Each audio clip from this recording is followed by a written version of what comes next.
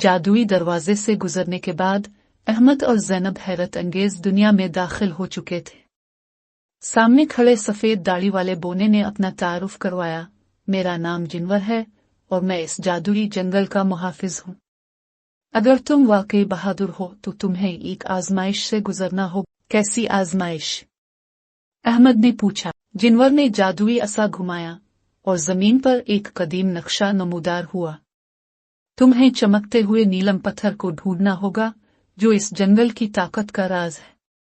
मगर खबरदार, रास्ते में कई रुकावटें होंगी। अहमद और ज़ैनब जोश से तैयार हो गए।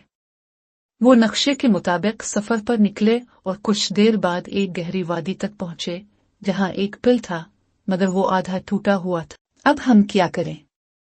ज़ैनब घबरा गई। अहमद ने पुल के करीब पड़े लकड़ी के तनों को देखा। हम उन्हें जोड़कर पुल बना सकते हैं। दोनों ने मेहनत से लकड़ियां जोड़ें और आहिस्ता आहिस्ता पुल पार कर गए। जैसे ही वो दूसरी तरफ पहुंचे, दरख्तों के पीछे से एक अजीब साया हरकत करता नजर आया। काफ, कौन है वहां?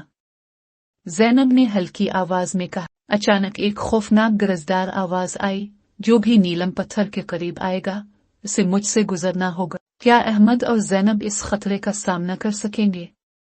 जानने के लिए अगली किस्त का इंतजार करें।